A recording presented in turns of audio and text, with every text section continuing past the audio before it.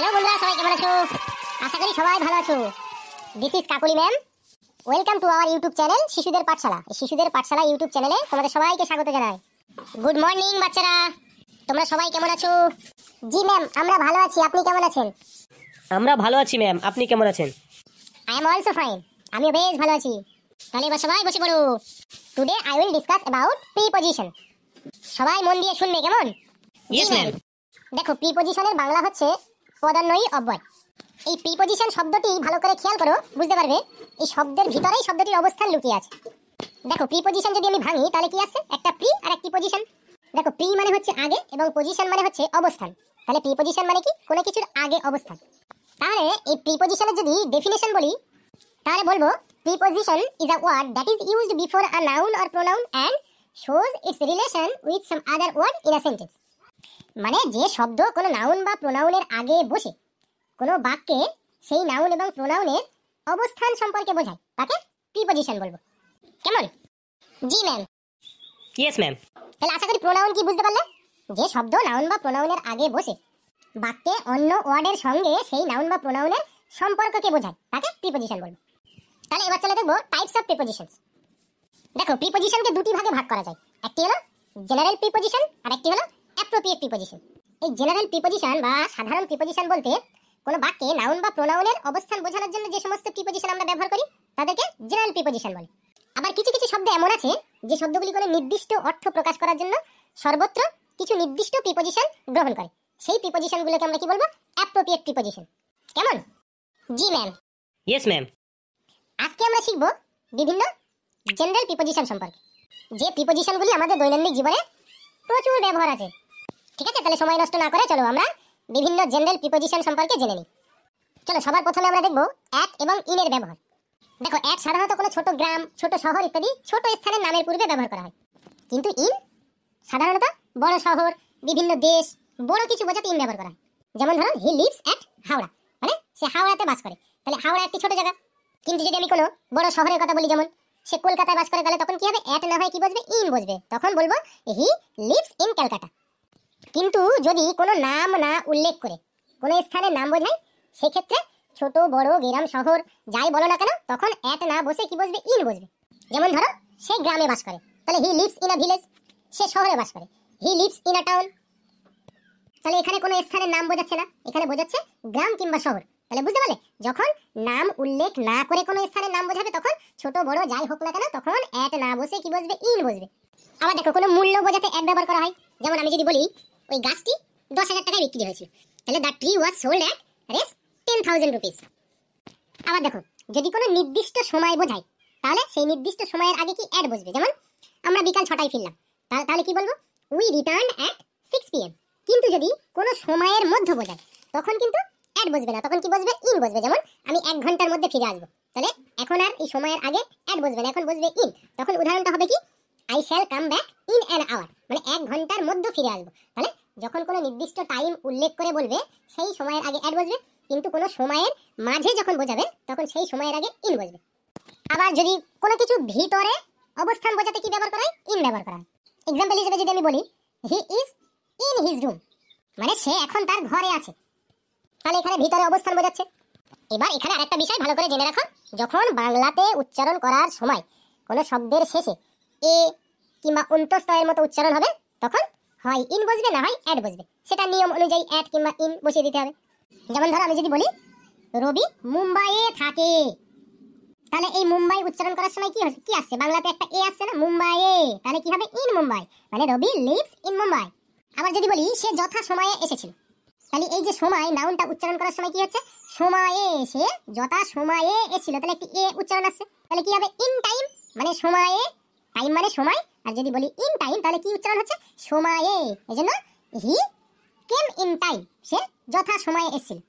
ভালো করে মনে রাখবে, ভিতরে কোনো কিছুর স্থিতি অবস্থান বোঝাতে ইন ব্যবহার করা হয়, কিন্তু ভিতরের দিকে কোনো কিছু গতি বোঝাতে তখন আবার ইনটু ব্যবহার করা হবে। যেমন ধরো আমি যদি বলি ছেলেটি ঘরে আছে, তাহলে কি বলবো? The boy is in the room. কিন্তু যদি বলি ছেলেটি ঘরে ঢুকলো, তখন আর ইন বসবে না, তখন ইনটু বসবে। তখন কি বলবো? The boy came into the room, ছেলেটি ঘরে ঢুকলো। আবার যদি বলি ব্যাঙটি পুকুরের জলে লাফিয়ে পড়লো, তাহলে কি জলের ভিতরের দিকে একটি গতি বোঝাচ্ছে, তাহলে যখন ভিতরের দিকে গতি বোঝাবে তখন কি বলবো, ইন না বলে ইনটু বলবো। তাহলে এখন উদাহরণটা কি হবে, the frog jump into the pond, মানে ব্যাঙটি পুকুরের জলে লাফ মারলো। চলো এবার দেখবো অন এর ব্যবহার। সবার প্রথমে দেখো, কোনো কিছু ছুঁয়ে থেকে কোনো কিছুর উপরে থাকা বোঝাতে অন ব্যবহার করা হয়, মানে কোনো কিছুর উপরে রেস্টিং অবস্থায় থাকা সেটা বোঝাতে অন ব্যবহার করা হয়।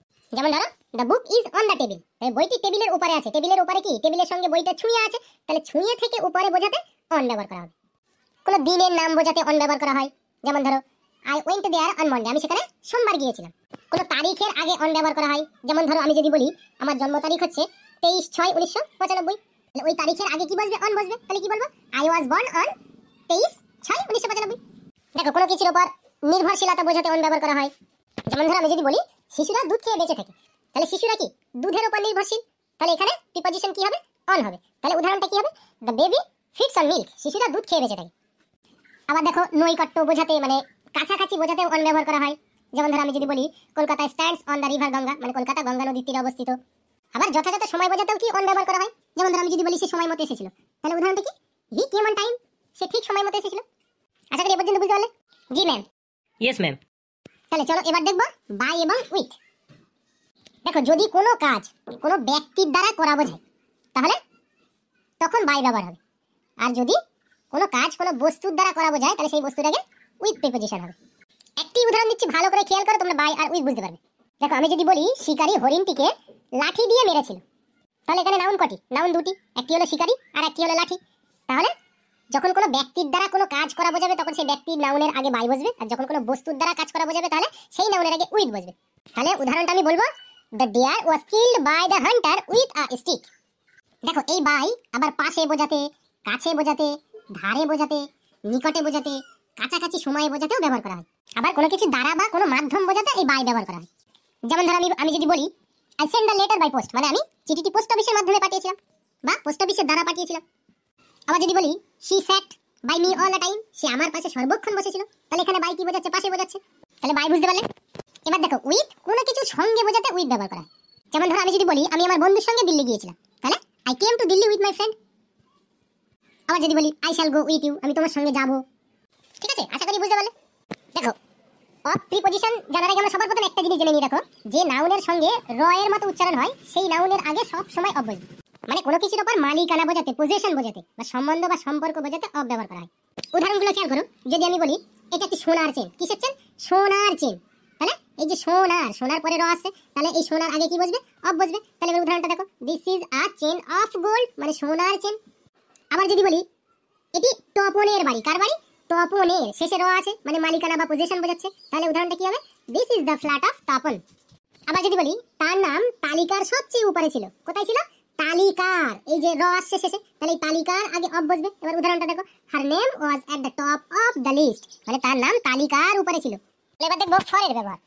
দেখো বাংলায় যখনই বোঝাবে কোনো কারণে বা জন্য তখন আমরা ফর ব্যবহার করব। যেমন ধরো আমি যদি বলি এই বাড়িটি বিক্রয়ের জন্য, আমি 1 সপ্তাহ যাবত জ্বরে ভুগছি, তাহলে কিসের জন্য ভুগছি, জ্বরের কারণে ভুগছি, আর এই বাড়িটি বিক্রির জন্য। আবার যদি বলি তুমি আমার জন্য কি করতে পারো, তাহলে এই যে জন্য বা কারণে বোঝাতে যে প্রিপজিশন ব্যবহার করা হয় সেটা হলো কি, ফর। এবার উদাহরণটা খেয়াল করো, this house is for sale, এই বাড়িটি বিক্রয়ের জন্য, তাহলে এখানে কি জন্য বোঝাচ্ছে। আবার যদি বলি what can you do for me, তুমি আমার জন্য কি করতে পারো, তাহলে এই জন্যর জন্য ফর ব্যবহার করা হয়েছে। আবার যদি বলি he has been suffering from fever for a week, সে 1 সপ্তাহ যাবত জ্বরের কারণে ভুগছে, তাহলে এই কারণে বোঝাতে ফর ব্যবহার করা হয়েছে। আশা করি ফরের ব্যবহার বুঝতে পারলে। জি ম্যাম, বুঝতে পেরেছি। ইয়েস ম্যাম, বুঝতে পেরেছি। চলো এবার দেখবো ফ্রম এর ব্যবহার। দেখো যখনই বাংলায় বোঝাবে হতে, থেকে, চেয়ে ইত্যাদিগুলি বোঝাবে তখনই আমরা প্রিপজিশন ফ্রম এর ব্যবহার করব। যেমন ধরো আমি যদি বলি we started from school at 5 PM, বেলা 5টায় আমরা স্কুল থেকে রওনা হলাম। আবার যদি বলি আই কেম ফ্রম কলকাতা, আমি কলকাতা থেকে এসেছি। আমি আবার যদি বলি এই ছাতাটি আমি মুম্বাই থেকে কিনেছি, তাহলে কি বলবো, I bought this umbrella from Mumbai, তাহলে মুম্বাই থেকে কিনেছি। তাহলে যখনই বাংলায় হতে, থেকে, চেয়ে এরকম বোঝাবে তখন প্রিপজিশন ফ্রম এর ব্যবহার করব। ঠিক আছে। জি ম্যাম। Yes ma'am. চলো এবার দেখবো টু এর ব্যবহার। দেখো বাংলায় যখন কোনো দিকে বা প্রতি অথবা কোনো শব্দের সঙ্গে তে এই শব্দটি থাকবে, তে, তাহলে দিকে, প্রতি এবং তে যখনই থাকবে তখন আমরা প্রিপজিশন টু ব্যবহার করব। যেমন ধরো আমি যদি বলি বাবা বাজারের দিকে গিয়েছেন, তাহলে উদাহরণ কি বলবো, father has gone to the market, বাবা বাজারের দিকে গিয়েছেন। আবার যদি বলি আমি খেতে চাই, তাহলে আই ওয়ান্ট টু ইট, আমি যেতে চাই, আই ওয়ান্ট টু গো। যদি বলি আমি স্কুলে যেতে চাই, তাহলে I want to go to school. তাহলে যখনই কোনো একটি দিকের কথা বলবে অথবা কোনো শব্দের শেষে তে থাকবে তখন আমরা প্রিপজিশন টু এর ব্যবহার করব। যেমন মাঠের দিকে, বাজারের দিকে, হাটের দিকে, স্কুলের দিকে, প্রাইভেটের দিকে, তারপর খেতে, বসতে, উঠতে, লিখতে, পড়তে, যেতে, খেলতে, এরকম যখনই থাকবে তখন আমরা তার আগে টু ব্যবহার করব। ঠিক আছে? জি ম্যাম। Yes ma'am. চলো এবার দেখবো আফটার এবং বিফোর। যখন কোনো কিছু আগে বোঝাবে তখন বিফোর, আর যখন কোনো কিছু পরে বোঝাবে তখন আফটার। যেমন আমি যদি বলি ভোর 7টার আগেই ট্রেনটি পৌঁছে যাবে, মানে 7টার আগে, তাহলে এখানে কি বলবে? Before. The train will arrive before 7 AM। কিন্তু যদি বলি ট্রেনটি 7টার পরে পৌঁছাবে তখন আর বিফোর হবে না, তখন হবে আফটার। তখন হবে the train will arrive after 7 AM। আবার যদি বলি সে আমার পরে এলো, তাহলে হি কেম আফটার মি, সে আমার পরে এলো। আবার যদি বলি শিকারিটি হরিণের পিছু পিছু ছুটছে, তাহলে the hunter run after the deer. আশা করি এ পর্যন্ত সবাই বুঝতে পারলে? জি ম্যাম, বুঝতে পেরেছি। ইয়েস ম্যাম, বুঝতে পেরেছি। তাহলে আজকে এই পর্যন্ত। যতটুকু প্রিপজিশন শিখলাম বাড়িতে ওটা ভালো করে পড়ে নেবে, কেমন? আমরা নেক্সট ক্লাসে আরো প্রিপজিশন শিখবো। Yes, জি ma'am. ম্যাম। তাহলে যাও, আজকে ছুটি। ইয়ে, কি মজা, ছুটি। ছুটি। তাহলে বন্ধুরা, তোমরা যারা ক্লাসটা দেখছিলে, ভিডিওটা ভালো লাগলে একটা লাইক করবে এবং নিজে যতটা শিখলে ততটা অন্য কাউকে শেখার জন্য ভিডিওটা শেয়ার করে দেবে। আর এরকম ভিডিও আরো পেতে আমাদের ইউটিউব চ্যানেল শিশুদের পাঠশালা, এই শিশুদের পাঠশালা চ্যানেলটিকে সাবস্ক্রাইব করে আমাদের পাশে থাকো এবং পাশে থাকা বেল আইকনে ক্লিক করে দাও যাতে আমাদের সমস্ত ভিডিও নোটিফিকেশন তুমি সবার আগে পেয়ে যাও। ঠিক আছে? চলো আবার দেখা হবে পরবর্তী ভিডিওতে। Bye bye.